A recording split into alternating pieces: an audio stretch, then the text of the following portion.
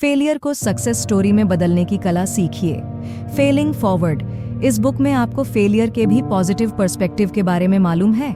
अगर नहीं मालूम है तो फिर साल 2000 में रिलीज हुई किताब फेलिंग फॉरवर्ड को आपको जरूर पढ़ना या सुनना चाहिए। इस किताब में कई सक्सेस स्टोरीज को बताया गया है।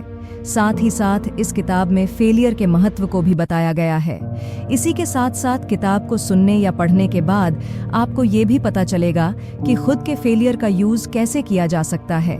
क्या आप क्रिएटिव प्रोफेशनल्स हैं? अगर आप किसी भी फील्ड के स्टूडेंट्स हैं, क्या आपको रिस्क लेने में डर लगता है? क्या आप ऐसे रीडर्स में से हो जिन्हें कुछ नया पढ़ने में मजा आता हो? क्या आप फेलियर से सीखने वाले लोगों में से है? तो ये बुक आपके लिए है। हेलो दोस्तों, मैं आरती चौधरी आपका भगीरथ ऑडियो हब चैनल में स्वागत करती हूँ। आइए इस बुक समरी को शुरू करते हैं। लेखक के बारे में। इस किताब के लेखक जॉन सी मैक्सवेल हैं। ये प्रोफेशनल लीडरशिप ट्रेनर भी हैं। इन्होंने लीडरशिप के ऊपर कई बेस्ट सेलिंग किताबों का लेखन किया है। फेलियर को अवॉइड नहीं किया जा सकता है, इसलिए इसे अपनी कहानी का हिस्सा बनाइए। आज का दौर काफी बदला सा नजर आ रहा है। बदलाव में कोई दिक्कत भी नहीं होनी चाहिए। इस दुनिया में बदलाव ही एकमात्र सच भी है, इसलिए ये कहना भी गलत नहीं होगा कि इस बदलाव के साथ कंपटीशन भी लगातार बढ़ता जा रहा है। इस कंपटीशन के दौर में कौन सी करेंसी मायने रखती है? उस करेंसी का नाम सक्सेस है। लेकिन इसी में एक और खोटा सिक्का है जिसको फेलियर कहते हैं। लोग इस खोटे सिक्के को अच्छा नहीं मानते हैं, लेकिन आपको पता होना चाहिए कि ये फेलियर नाम का सिक्का आपके बहुत काम आ सकता है। लेकिन दिक्कत इस बात की है कि लोग इस फेलियर नाम के सिक्के से कुछ सीखना ही नहीं चाहते हैं। वो बस इससे अपनी जान छुड़वाना चाहते हैं। लेखक इस व्यवहार को ही गलत बताते हैं। लेखक कहते हैं कि फेलियर को डिजास्टर के तौर पर देखना ही गलत है, इसे कॉन्सेप्ट की तरह देखना चाहिए। इससे हम लोग बहुत कुछ सीख सकते हैं। इसलिए आम सोच को चैलेंज करते हुए लेखक कहते हैं कि फेलियर सक्सेस का अपोजिट पार्ट नहीं है, बल्कि ये तो सफलता का हिस्सा है। इसकी मदद से हम सफलता की उन ऊंचाइयों को पा सकते हैं जिनकी हमने कल्पना भी नहीं की होगी। फेलियर को अवॉइड करने की जरूरत नहीं है, बल्कि इसको एक्सेप्ट करने की जरूरत होती है। इन चैप्टर्स में आपको पता चलेगा कि फेलियर अच्छी चीज क्यों है, क्यों हमें कई बार फेल होना चाहिए। आप फेल होने को अवसर के तौर पर कैसे देख सकते हैं। इस किताब में आपको ये भी पता चलेगा कि कैसे आप आज के फेलियर को कल का सक्सेस बना सकते हैं। इसलिए इस किताब की समरी को सुनने की शुरुआत कर दीजिए। इस समरी में आप जानेंगे कोका कोला की सक्सेस स्टोरी, थॉमस एडिसन ने कैसे फेलियर को बनाया था सक्सेस का पिलर, और सक्सेसफुल होने के लिए कौन सी स्किल्स होती है जरूरी। तो चलिए शुरू करते हैं। हम लोगों में से अधिकांश लोग फेलियर से बचने की कोशिश करते हैं, लेकिन अगर आप बड़े बिजनेसमैन से पूछेंगे कि उनकी सफलता के पीछे का रीजन क्या है, तो फिर उनका जवाब यही होगा कि वो अपनी सफलता का श्रेय असफलताओं के बाद भी जमे रहने की क्षमता को देते हैं। ये बड़े बिजनेसमैन मानते हैं कि किसी भी बिजनेस को शुरू करने से पहले उसके फेल होने का रिस्क रहता है। इसलिए अगर उनका बिजनेस फेल भी हो जाता है तो भी वो पहले से बेहतर स्थिति में होंगे। लेकिन अगर उन्होंने फेल होने के डर से बिजनेस की शुरुआत ही नहीं की तो वो कहीं भी नहीं पहुंच पाएंगे।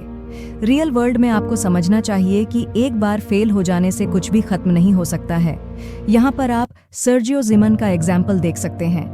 ये 1980 के दौर में कोका कोला कंपनी के मार्केटिंग एग्जीक्यूटिव हुआ करते थे। उस दौर में जब सर्जियो जिमन ने कोका कोला की नई रेंज को लॉन्च किया था तो वो काफी ज्यादा पॉपुलर हुई थी। इस सक्सेस के बाद से सर्जियो जिमान का आत्मविश्वास काफी ज्यादा बढ़ चुका है। उनकी कंपनी के अंदर हैसियत भी काफी ज्यादा बढ़ चुकी थी। इसके बाद जब कोका कोला नए फार्मूला को लॉन्च करने वाली थी तो सर्जियो जिमान ने ही सलाह दिया था कि वो इसे न्यू कोक के नाम से लॉन्च करें। इसी के साथ साथ पुराने कोक का उत्पादन भी बंद कर देना चाहिए। लेकिन इसके बाद कुछ और ही हुआ। न्यू कोक पूरी तरह से फ्लॉप हो चुका था। रीब्रांडेड बोतल की बिक्री ही नहीं हुई थी, जिसकी वजह से कंपनी $100 मिलियन से भी ज्यादा का नुकसान हुआ था। इसी नुकसान के साथ कंपनी ने सर्जियो जाइमन को भी नौकरी से निकाल दिया था। इस नुकसान की भरपाई करने के लिए कोका कोला नई ड्रिंक लॉन्च की थी। उसका नाम उन्होंने कोका कोला क्लासिक रखा था। कोका कोला क्लासिक बहुत बड़ा हिट साबित हुआ था। इसकी बिक्री भी बहुत अधिक हुई थी। सर्जियो जिमान के फेलियर की वजह से ही कंपनी ने खुद के अंदर सुधार किया था। उसी फेलियर की वजह से कंपनी को इतनी ज्यादा शोहरत मिली थी। इसके बाद साल 1993 में सेर्जियो जीमन को भी नौकरी में शुरुआत भी होती है। आमतौर पर हम सोचते हैं कि फेलियर से बस नेगेटिव परिणाम ही आ सकते हैं, लेकिन यथार्थ इससे उलट ही है। फेलियर से कई अच्छे अवसर का भी जन्म होता है। ऐसा ही कुछ आविष्कारक थॉमस एडिसन के साथ भी हुआ था। एडिसन ने टेलीग्राफ मशीन को बेहतर बनाने के लिए सालों तक काम किया, लेकिन उन्हें बहुत कम सफलता मिली थी। लेकिन उन्होंने उसके ऊपर काम करना नहीं छोड़ा था। धीरे धीरे उन्होंने उसी टेलीग्राम से एक ऐसी उपकरण की खोज कर ली थी जिसमें आवाज रिकॉर्ड की जा सकती थी। साथ ही साथ उस आवाज को कई बार प्ले भी किया जा सकता था। एडिसन ने अपनी असफलता को इस तरह से यूज किया था कि उन्होंने कुछ और ही रूप में सफलता हासिल कर ली थी। नए अवसर के तलाश के अलावा भी फेलियर हार्डवर्क के इंसेंटिव के तौर पर भी काम करता है, जिसकी वजह हमारी पूरी लाइफ बदल सकती है।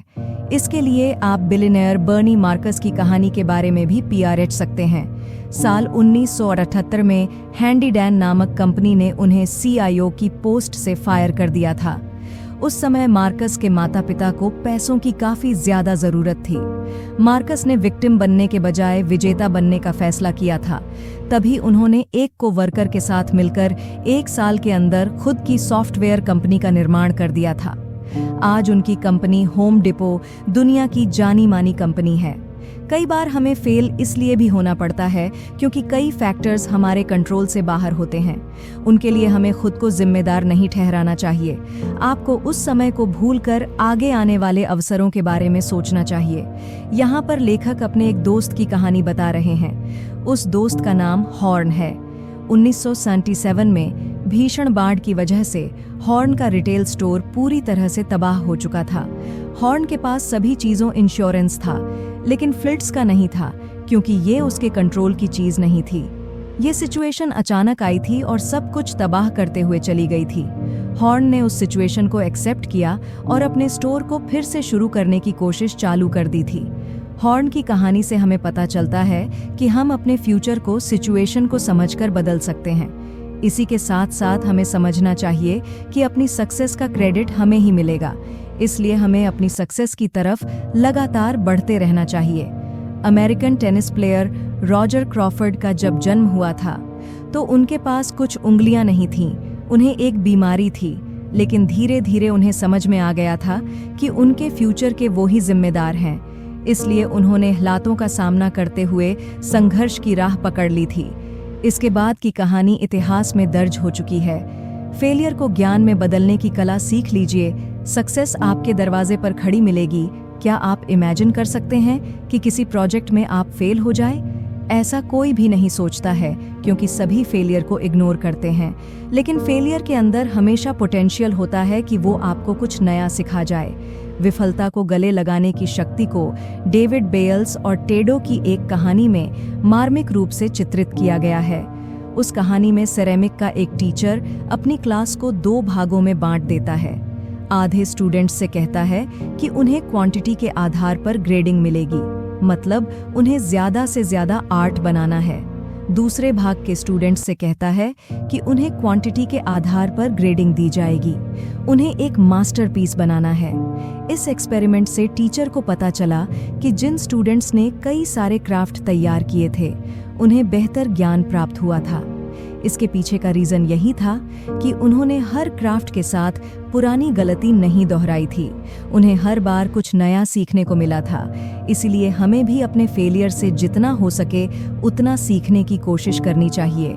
हमें पता होना चाहिए कि हम अपने फेलियर से बहुत कुछ सीख सकते हैं। इसलिए इस चैप्टर के माध्यम से लेखक कहते हैं कि फेलियर को अपने ज्ञान के रूप में परिवर्तन करना आना चाहिए। ये एक ऐसा आर्ट है जिसकी मदद से आप बहुत ऊंचाई को प्राप्त कर सकते हैं। इसलिए अगली बार फेलियर को अवॉइड करने के बजाय उसका इन्वेस्टिगेशन करने की कोशिश करिएगा। आपकी इन्वेस्टिगेशन से ही आप बहुत आगे जा सकते हैं। आपको पता होना चाहिए कि पिछली बार आपने कौन सी गलतियां की थीं। इस बार के अटेम्प्ट में आपको उन गलतियों को नहीं दोहराना है। कभी भी फेल होने के डर से मंजिल की तलाश बंद नहीं कर देनी चाहिए। फेल होने से आपका मनोबल टूट सकता है, लेकिन इसकी वजह से आपको अपनी जर्नी को नहीं रोकना है। फेल होने से भी खतरनाक क्या होता है? फेल होने से भी खतरनाक उस फेलियर का डर होता है, जिसे फियर ऑफ फेलियर कहते हैं। इसकी वजह से आप कुछ भी नया शुरू ही नहीं कर पाते हैं। फियर ऑफ फेलियर की वजह से आपकी सक्सेस आपसे रूठ कर चली जाती है। अमीलिया एयरहार्ट की कहानी को समझने की कोशिश करिए। जब इन्होंने पहली बार प्लेन की स्टीयरिंग संभाली तो टेक ऑफ ही नहीं करवा पाई थीं, लेकिन उन्होंने अपनी असफलता को खुद के ऊपर हावी नहीं होने दिया था। उन्हें विश्वास था कि वो प्लेन उड़ा सकती हैं। इसके बाद भी उन्होंने कोशिश जारी रखी थी। बाद में उन्होंने इसी आत्मविश्वास की मदद से 6 विश्व कीर्तिमान अपने नाम किए थे। आज उनका नाम इतिहास के पन्नों में दर्ज हो चुका है। इसके बाद वो पहली महिला सोलो पायलट बनी थीं, जिन्होंने अटलांटिक को अपनी उड़ान से कवर किया था। फियर ऑफ फेलियर के ऊपर कई एक्सरसाइज से भी काबू पाया जा सकता है, जैसे कि योग करने से, सैर करने से या फिर तेज ड्राइविंग करने से। प्रोफेशनल लाइफ में रिस्क लेने से भी आप फियर ऑफ फेलियर को हरा सकते हैं। लाइफ को सक्सेसफुल बनाने के लिए इसे हराना बहुत जरूरी भी है, इसलिए सिस्टमैटिक रिस्क तो लेना ही चाहिए। क्लियर गोल्स और सोशल स्किल्स के महत्व को समझना भी बहुत जरूरी है।